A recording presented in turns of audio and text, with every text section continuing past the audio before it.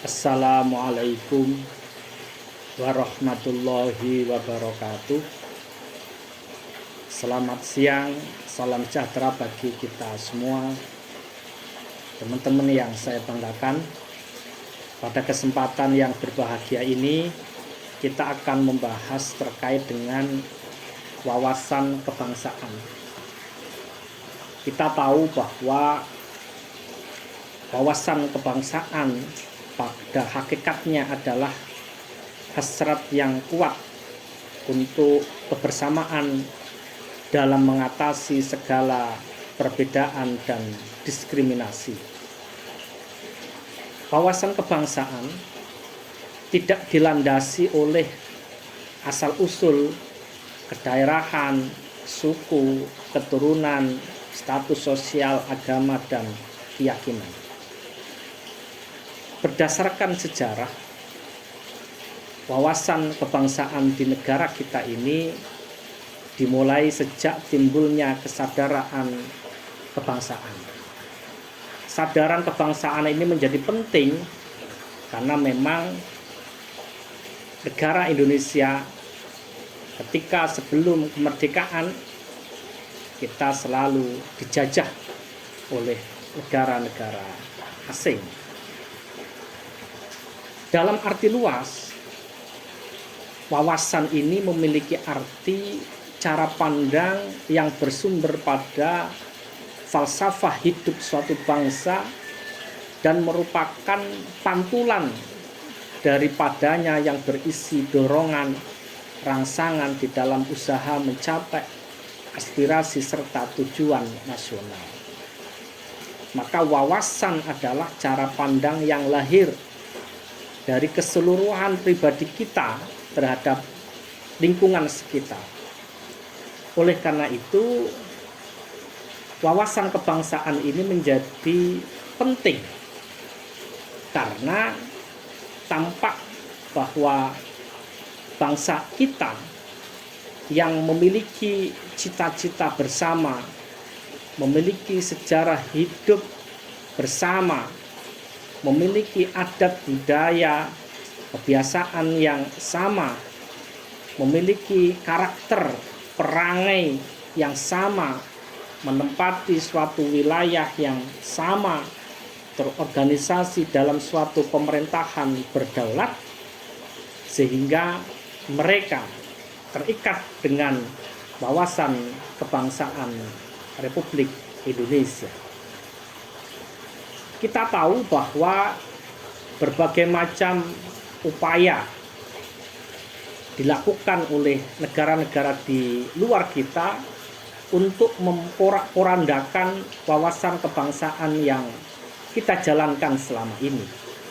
Karena kita tahu bahwa negara-negara sebelah, negara-negara di luar Indonesia pasti memiliki kepentingan untuk menguasai apa yang dimiliki oleh bangsa Indonesia.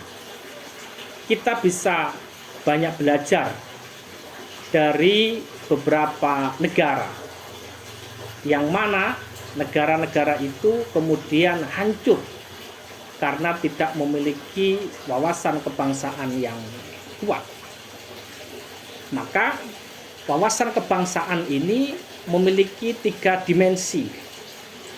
Yang pertama adalah rasa kebangsaan, yang nomor 2 adalah paham kebangsaan, dan yang nomor 3 adalah semangat kebangsaan. Rasa kebangsaan adalah kesadaran berbangsa, yaitu rasa persatuan dan kesatuan yang lahir secara alamiah karena kebersamaan sosial yang tumbuh dari kebudayaan, sejarah, dan aspirasi perjuangan masa lampau, serta kebersamaan dalam menghadapi tantangan sejarah masa kini. Maka wawasan kebangsaan dengan rasa kebangsaan itu tumbuh karena memiliki persamaan nasib di masa lampau, persamaan kepentingan hari ini, dan persamaan aspirasi di masa yang akan datang. dinamisasi rasa kebangsaan ini dalam mencapai cita-cita bangsa berkembang menjadi wawasan kebangsaan. Sejarah nasional kita menunjukkan bahwa nasionalisme pertama kalinya memang tumbuh dari kesadaran tentang persamaan nasib di bawah kolonialisme yang mestinya disusul dengan nasionalisme. Gelombang kedua adalah berupa perasaan kebangsaan yang tumbuh untuk mengisi kemerdekaan guna mengejar ketertinggalan dari bangsa-bangsa yang lain. Oleh karena itu, wawasan kebangsaan menjadi sangat penting di dalam kehidupan bermasyarakat, berbangsa, dan bernegara. Oleh karena itu, di dalam berinteraksi dengan sesama bangsa, maka jangan sampai kemudian kita menciderai satu dengan yang lain. Kita harus banyak belajar dari negara-negara yang kemudian hancur karena perbedaan yang dialami oleh negara-negara tersebut. Bagaimana membangun wawasan kebangsaan Indonesia pada setiap anak bangsa? Ciri-ciri membangun wawasan kebangsaan Indonesia yang pertama adalah adanya rasa ikatan yang kokoh dalam satu kesatuan kebersamaan antar sesama anggota masyarakat tanpa membedakan suku, agama, ras maupun golongan. Yang pertama. Yang kedua, saling membantu antara sesama komponen bangsa demi mencapai tujuan dan cita-cita bersama. Jangan sampai justru produk-produk dari anak-anak bangsa, kader-kader bangsa itu justru dibunuh, justru dimatikan. Kita tahu beberapa waktu yang lalu heboh dengan aturan pemerintah yang dalam tanda petik seakan-akan ingin memberangus ekonomi warung-warung, toko-toko Madura yang kemudian sebenarnya itu adalah hasil produk-produk anak-anak bangsa yang kemudian mampu berkembang di tengah derasnya perkembangan ekonomi global. Tetapi pemerintah tidak peka itu. Dan alhamdulillah dukungan masyarakat yang begitu kuat, akhirnya kebijakan itu dihentikan oleh pemerintah. Ini saling membantu antar sesama komponen. Yang nomor 3, tidak membangun primordialisme dan eksklusivisme. Jangan sampai kemudian kita terjebak pada kelompok-kelompok eksklusif. Kita harus terbuka, kita harus inklusif dengan negara lain, kelompok lain, apalagi sesama sebangsa dan setanah air. Yang nomor 4, membangun kebersamaan. Yang nomor 5, mengembangkan sikap berpikir dan berperilaku positif dalam kehidupan bermasyarakat, berbangsa, dan bernegara. Dan yang nomor 6, senantiasa berpikir jauh ke depan, membuat gagasan untuk kemajuan bangsa dan negara menuju kemandirian. Bagaimana tantangan wawasan kebangsaan di era modern ini? Kita tahu bahwa perkembangan teknologi, perkembangan modernisasi ikut berimbas pada konsep wawasan kebangsaan. Globalisasi, perkembangan teknologi informasi turut berpengaruh pada konsep kebangsaan di Indonesia. Kecepatan informasi dan telekomunikasi berimbas pula pada penyebaran berbagai informasi yang bisa diakses oleh masyarakat. Oleh karena itu, perkembangan teknologi ini perlu kita waspadai. Apalagi ada namanya proxy war, perang modern. Proxy war ini adalah istilah untuk mendefinisikan perang di masa depan yang tidak seperti perang konvensional, di mana ancaman serangan dilakukan secara jauh memanfaatkan teknologi sebagai perantara atau mesin perang. Ya. Ini yang kemudian perlu kita antisipasi. Ada beberapa kajian yang dilakukan oleh Lemhanas Republik Indonesia, Lembaga Pertahanan Nasional bahwa prosedur ini ada dalam beberapa bentuk. Yang pertama, upaya yang dilakukan oleh negara-negara asing itu adalah mendorong pengusaha-pengusaha negara musuh untuk melakukan investasi besar-besaran di Indonesia, sehingga pada akhirnya dapat mengendalikan kebijakan strategis ekonomi Indonesia dan menguasai peran penting kegiatan ekonomi di Indonesia mulai dari hulu sampai hilir. Dan ini sudah ada di depan mata kita.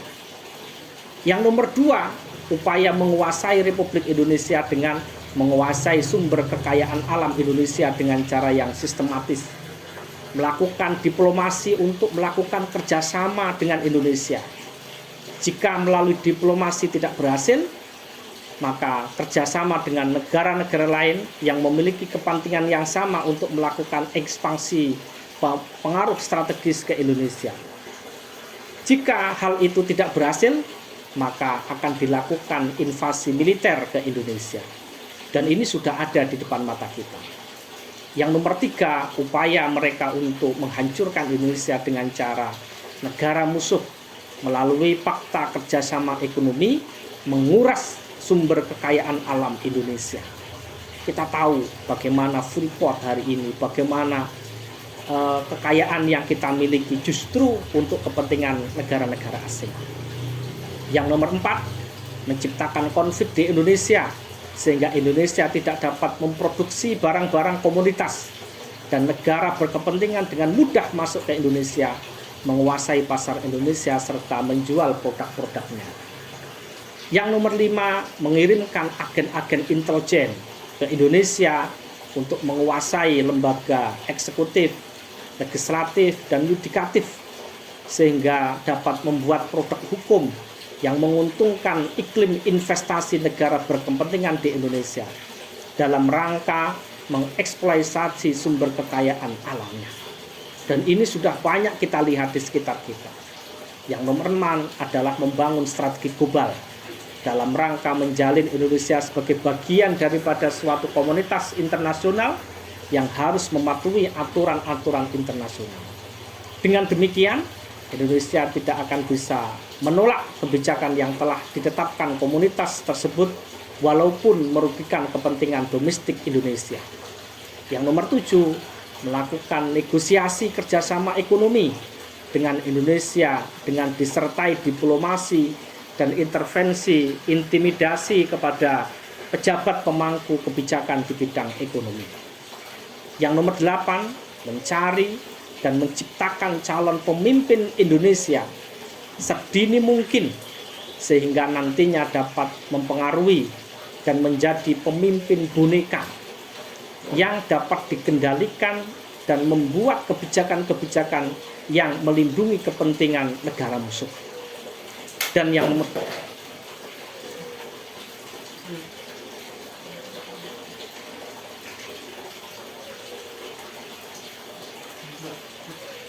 9, meluncurkan diplomasi internasional, operasi intelijen dan perang asimetris secara bersama-sama untuk mempengaruhi proses pembuatan kebijakan strategis pemerintah Indonesia. 9 hasil kajian Lemhanas ini sudah ada di depan mata kita dan kita merasakan bagaimana negara-negara musuh Indonesia itu sudah masuk di negara Republik Indonesia.